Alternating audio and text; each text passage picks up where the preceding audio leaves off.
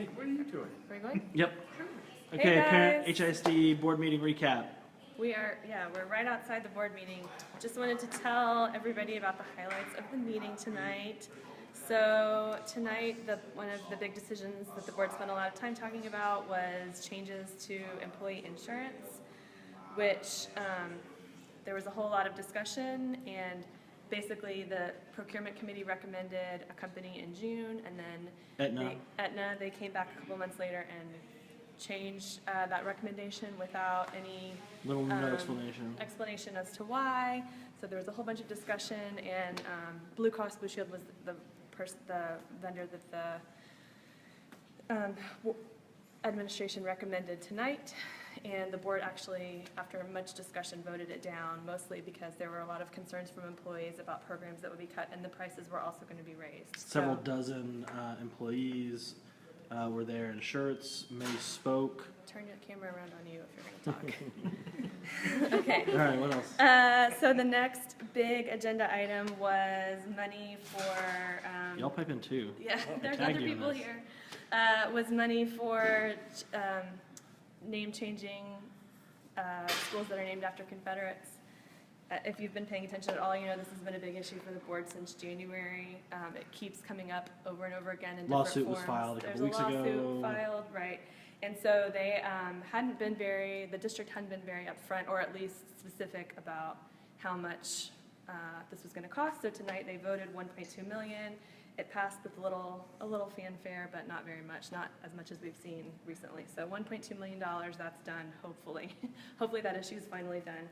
And then another big thing that happened tonight. So I'd like to say that there are plenty of other names on buildings in this school district with discriminatory history, including the brand new stadium right behind this building here, named after a trustee that decades ago fought very, very hard to keep HISD from integrating its schools. And so, hopefully this fight is over on these schools, but there's much work to be done to identify places where, you know, our history could be rectified. Okay. So other big thing that happened tonight was District 7, is that right? Harvin Moore resigned, and the board had to decide tonight whether to appoint someone for the remainder of his term, which is a little over a year, or hold an election. And they voted unanimously to have an election, even though in the agenda there was no cost estimate for how much that will cost, whatever. So they're going to have an election. So the interesting part of, I have turned it around digitally. See? Look, hi, see, we're here. Just making sure. The interesting thing here is while all of the trustees were touting how, you know, they wanted a democratic option of holding this election, interestingly enough, the notice of resigning and holding this election is but, you know, a couple of months away, so that clearly whoever had an inside scoop on Harvin's decision to resign has got a large head start in deciding to run, and he's gotten to essentially handpick his successor who is prepared to run, and he's also, you know, chosen that this election will be essentially to replace him will be in a presidential election year, and also when they are about to, we'll talk about this in a second, put a tax, HISD tax issue on that same ballot. It's going to bring out a certain type of voter to keep his seat voting a certain way on this agenda. So a lot of calculation to that decision. No influence on who replaced him if the board appointed somebody. So this way, he called himself out. Yep. He laid it out. Yes, it was a part of his master plan. He gets to essentially pick who. But democracy, y'all, democracy. So one of the other things that they spent a whole bunch of time talking about was recapture being on the ballot, and if you've been paying attention at all, you've probably heard about this. And you're thoroughly confused. Yeah, if you're paying attention, you're confused. And misled. In November, the board will be putting on the ballot. They voted tonight to put on the ballot this issue of sending money back to the state, which I'm going to not. So background. Background is that we have an insane finance system in Texas that takes money from rich school districts and gives it to poor school districts with that crazy formula that nobody understands. And so HISD now has swung from being poor to rich this year. And so now we are told that we have to give $162 million back to the state. What? But they knew it was coming. They knew it, and they said, Yeah. no, this Exactly. is 2 years in the making. Right, coming. Right, exactly. The trustees like to say, "Oh my gosh, this just happened, and this is not our fault." Blah blah blah. But the CFO, Ken Hewitt, has been telling the trustees for a number of years now, and other districts that are in the same situation around the state have planned for this, set money aside so that their students and teachers and schools would not feel the burden all in one hit. HISD chose to put their head in the sand and then wage a PR campaign on why this isn't their fault. So anyways, they basically put on the ballot, they agreed to put it on the ballot tonight.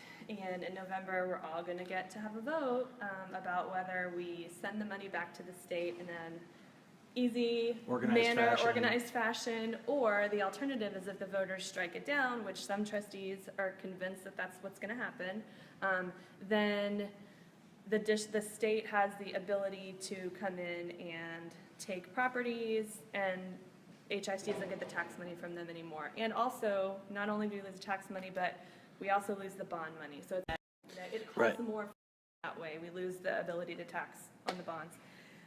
And so that is something, but if we wait, then there's the possibility that the legislature will fix it all for us, which I don't know. I mean, if you know, HISD trustees were up 2 years ago, or almost 2 years ago, lobbying to fix this problem before it happened, and they didn't. So in ISD, it'd be great if they were, but they're not. So that was the other thing. But then, those were the big things on the agenda. Well, they've also added, what, $120,000 contract that was on the consent agenda? No, it was, yeah, 100. For lobbying. It was $300,000. $300,000. No, it was about $100,000 going to our friends at Thompson and Horton, who are board counsel to do lobbying. So to do lobbying. They've beefed up. In addition to, let's not forget, we're paying for a governmental relations office within HISD. Right. So who knows, maybe all that money will go for good and will change state laws about along with school the tradition of HISD outsourcing and insourcing at the exact same time for the same jobs. Yeah. Good thing waiting to the last minute, HISD. So there were two other things that I wanted to talk about real quick. I know we're going long here, but and we might get kicked out. That Mindy and I both spoke on in the hearing of citizens, which is when anybody can come say their piece before the school board. And something other than an agenda item. When the trustees, go and they take bathroom breaks, and we just talk to a wall. There were only 6 of 9 by the time we got up, but to the 6 that were there, they heard I spoke about Worthing High School, and hopefully you all read the article from Houston Press about how there's questions about the construction of Worthing and whether or not the work was permitted, and we're in the midst of, how much money in the bond, some kind of ridiculous billions of dollars of bond money. Our kids' school is about to be torn up this year, and I have questions about whether or not the vendors are going to, are trustworthy. We'll post a video in a little bit of Sarah's speech, No, you don't need to see the speech, and but post a link to a Houston Press article that was it was a very long form, very in-depth investigative report on the Worthing construction, and we encourage people to read it, especially if your kid's school is about to get torn up. Or is being torn up. But then Mindy talked about STAR scores. So many of you probably were informed by your principals, or at least HISD, that STAR scores are in for this last year. So they looked at these scores, the raw data, well, not the raw data, the statistics are available attached to the agenda. The statistics, they're saying that there was some sort of increase. 0.3 sounds stagnant to me. I don't think that's something to celebrate. And they're also saying that they had reduced the achievement gap.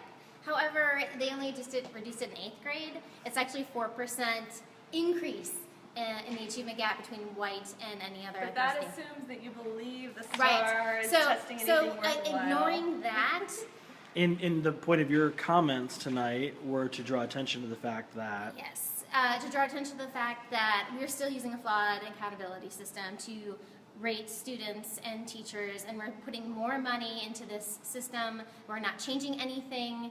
We believe we're doubling down. We're going to continue to stay with this.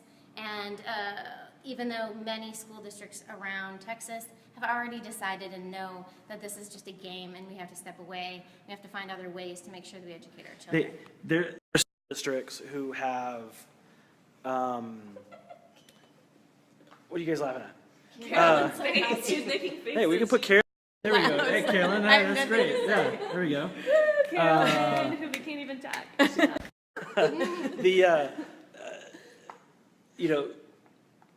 The trustees like to blame this on state law, and that the accountability system is something that they can't change, and the STAR scores, but clearly there is a standard and a set of requirements that the state has, and there are dozens of school districts around the state who say, okay, we're going to comply with that, but we're not going to make the mission and all of our goals and our vision for our students be focused on those STAR scores. They come up with their own vision for what they're trying to accomplish in their school districts. HISD is the most aggressive school district in the entire state in terms of focusing on STAR scores as the singular standard of achievement for their students and their teachers and their principals and their superintendent. Which, by the way, we're about to hire a new superintendent.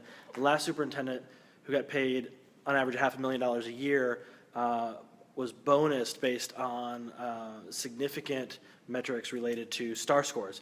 That's how we get a STAR-focused school district.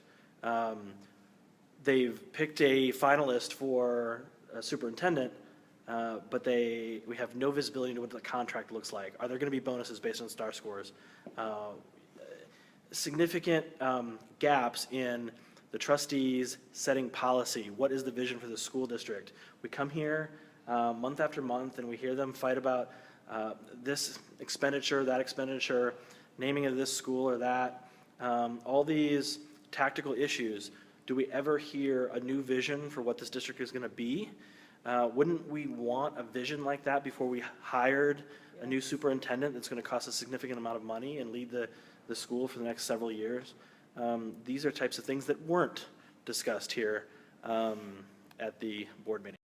All right, we're going to let everybody go to sleep now. Yeah, I saw up to like 9 people watching this, so shout out to our viewers. All right, talk to y'all later.